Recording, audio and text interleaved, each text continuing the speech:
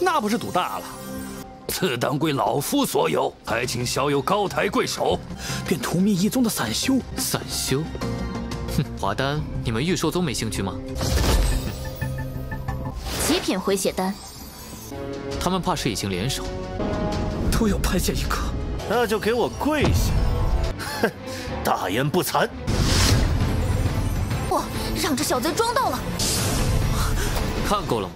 Halo guys, balik lagi bersama Mimin from Zero. Di video kali ini Mimin bakalan kembali melanjutkan alur cerita Donghua berjudul Lingwu Dalu atau Lingwu Kontinen part 74 ya. Seperti biasa, sebelum masuk ke rekap ceritanya, buat kalian yang menonton video ini tapi belum subscribe, tolong di subscribe dulu ya guys. Dan jangan lupa nyalain lonceng biar nggak ketinggalan update terbaru dari channel From Zero. Playlist untuk Donghua ini juga udah tersedia bagi kalian yang baru aja bergabung dan belum nonton episode sebelumnya ya. Ya udah deh, nggak usah berlama-lama lagi, langsung saja kita ke rekap ceritanya guys.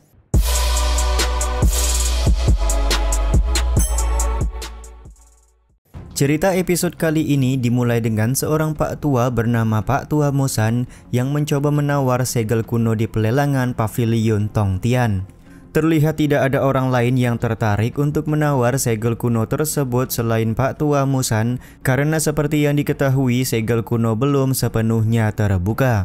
Meng Jia sendiri meminta para tamu undangan untuk memberikan tawaran, karena jika tidak maka segel kuno ini akan segera jatuh ke tangan Pak Tua Musan. Dia juga menyarankan agar orang-orang mencoba untuk membuka paksa segel kuno guna melihat rahasia yang berada di dalam segel ini. Tapi menurut beberapa orang segel kuno tidak bisa dibuka dengan cara paksa, karena jika hal tersebut dilakukan maka segel ini akan hancur dengan sendirinya. Pak Tua Musan sendiri menganggap orang-orang tidak tahu apapun tentang segel kuno. Dia percaya diri bisa mendapatkan segel tersebut karena tidak ada satu orang pun yang memberikan tawaran kecuali dirinya.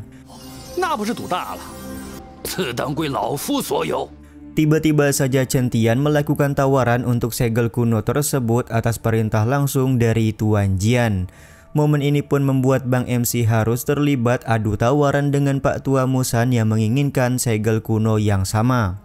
Karena Chen Tian enggan untuk menyerah, akhirnya Pak Tua Musan memperkenalkan diri serta meminta Chen Tian untuk merelakan segel kuno itu. Dia pun langsung melakukan tawaran terakhir sebanyak 10 juta batu spiritual sembari mengeluarkan tekanan kekuatan ranahnya. Tekanan kekuatan ranah yang ditunjukkan oleh Pak Tua Musan membuat orang-orang berasumsi Chen Tian sedang mencari masalah dengan seorang Pak Tua yang sudah berada di ranah Martial Venerable.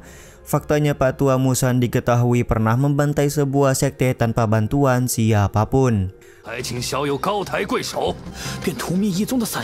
Pelepasan kekuatan ranah yang digunakan oleh Pak Tua Musan membuat Chen Tian langsung menyadari kalau Pak Tua ini berasal dari Istana Suci Lingwu. Bang MC tidak menyangka kalau orang-orang dari Istana Suci Lingwu bisa berada di wilayah kuno. Karena gulungan segel kuno cukup berharga, maka Chen Tian tidak bisa merelakannya kepada Pak Tua Musan. Dia pun langsung memberikan tawaran terakhir sebanyak 20 juta batu spiritual.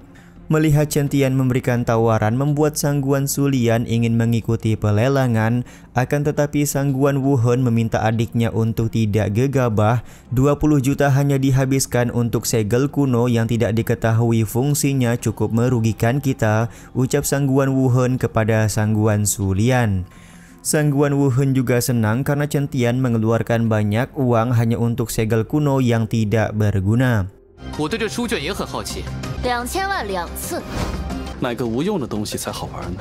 Pada akhirnya Meng Jia memberitahukan Chen Tian menjadi pemenang lelang segel kuno. Bang MC juga menganggap segel kuno sama persis seperti kotak rahasia yang menjadi harta warisan dari keluarga Chen.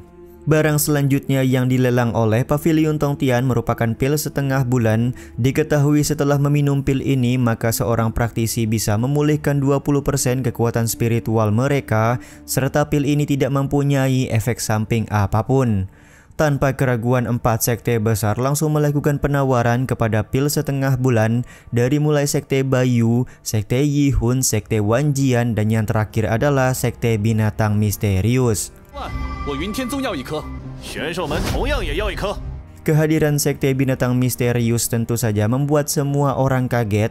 Mereka tidak menyangka sekte yang sedang banyak dibicarakan akhir-akhir ini juga datang ke pelelangan Paviliun Tongtian.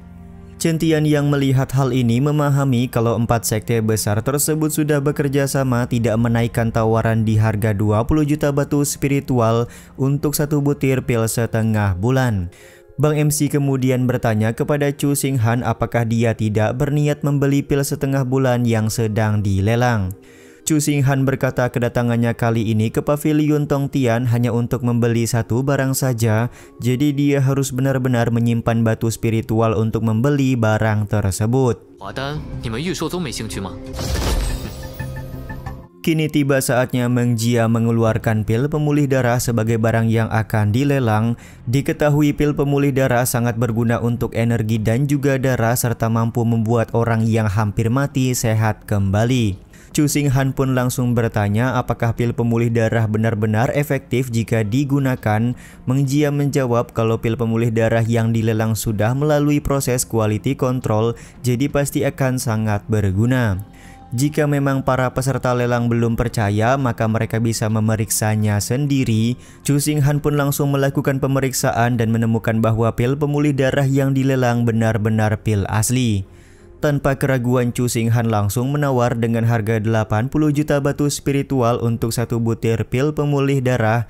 Tapi tanpa diduga Yu Mantian selaku orang yang dikirim oleh sekte binatang misterius menawar dengan harga tinggi yaitu 100 juta batu spiritual.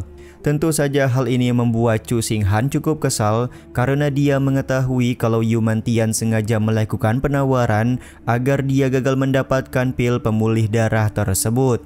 Dengan raut wajah sedih, Chu Xinghan memberikan tawaran 150 juta batu spiritual untuk 1 butir pil pemulih darah. Semua ini dilakukan oleh Chu Xinghan demi bisa menyembuhkan leluhur sekte mereka yang sedang terluka. Meskipun sudah menawar dengan harga tinggi, tapi Chu Xinghan harus kecewa karena Yu Mantian memberikan tawaran dengan harga 200 juta batu spiritual. Karena tidak ingin kalah, bahkan di sini Chu Xinghan ingin meminjam batu spiritual kepada Chen Tian agar dia bisa mendapatkan pil pemulih darah tersebut. Chen Tian menjelaskan meskipun pil pemulih darah sangatlah efektif, tapi jika melakukan tawaran di atas 200 juta batu spiritual maka harganya sudah terlalu kemahalan. Bang MC pun kemudian bertanya kenapa Chu Xinghan begitu ingin mendapatkan pil pemulih darah tersebut. Chu Xinghan kemudian menjelaskan kalau leluhur sektenya sedang terluka parah, jadi dia harus menggunakan pil pemulih darah tersebut guna bisa membuat leluhur sekte sehat kembali. Chen Tian pun berkata kalau 4 sekte besar sudah bekerja sama, jadi tentu saja Chu Xinghan tidak punya harapan untuk mendapatkan pil pemulih darah yang dilelang oleh Paviliun Tongtian. 老祖他身受重创，他们怕是已经联手，都要派下一个。 Sementara itu Luo Xi berbicara dengan Chen Tian kenapa Bang MC tidak membantu Chu Xinghan dengan memberikan pil pemulih darah. Lagi pula Chen Tian adalah pemasok utama yang melelang pil pemulih darah tersebut di Paviliun Tongtian ini. Chen Tian memberikan penjelasan kalau 4 sekte besar sudah bekerja sama untuk mendapatkan pil pemulih darah tersebut. Ini merupakan kesempatan bagi mereka agar pil pemulih darah laku dengan harga yang cukup tinggi. Dengan begitu maka dipastikan Chen Tian akan mendapatkan keuntungan berkali-kali lipat. 5大宗门联手拉低价格， 云天宗2亿， 月宗2亿。 Ketika pil pemulih darah hanya tersisa 1 butir lagi, Chu Xinghan nekat memberikan tawaran 200 juta batu spiritual dan 1 buah buku keterampilan tingkat raja yang dimiliki oleh sekte penjinak binatang. Tentu saja tawaran dari Chu Xinghan ini cukup gila karena teknik tersebut merupakan rahasia yang dimiliki sektenya secara turun-temurun. Tawaran gila ini membuat Yu Mantian khawatir karena dia tidak boleh membiarkan Chu Xinghan mendapatkan pil pemulih darah untuk kesembuhan leluhur sekte penakluk binatang. Yu Mantian kemudian memberikan tawaran sebanyak 500 juta batu spiritual untuk pil pemulih darah yang terakhir. Meskipun hal ini sulit dipercaya, tapi ternyata uang sebanyak itu didapatkan oleh Yu Mantian dari patungan bersama dengan sekte besar yang lain. Mereka sengaja melakukan hal ini agar sekte penakluk binatang tidak bisa bangkit kembali karena leluhur mereka sedang terluka. 那就给我跪下。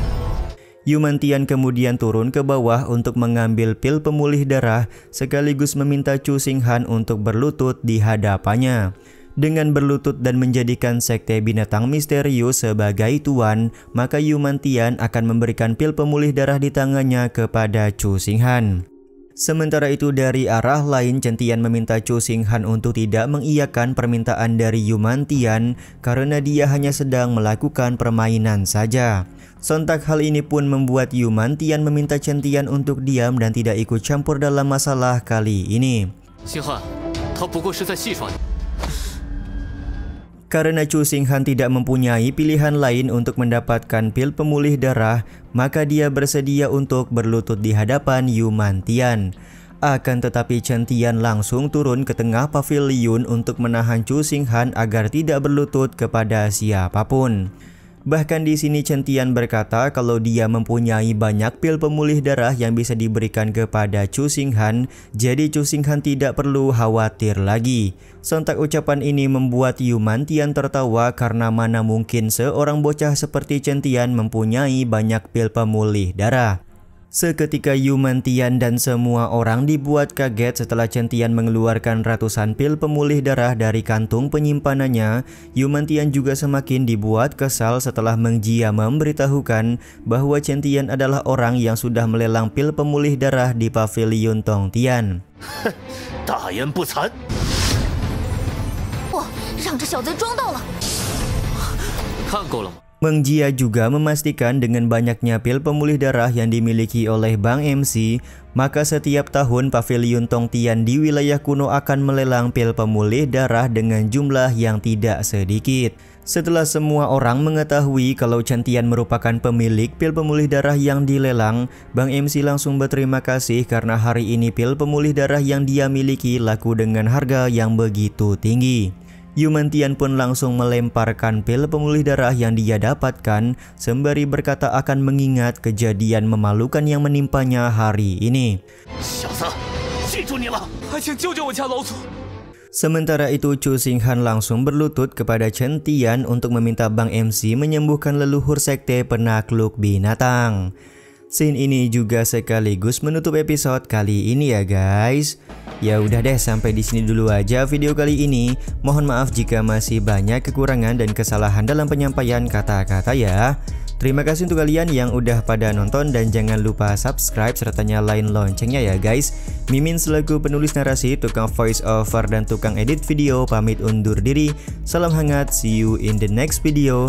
Bye bye guys, see you next week.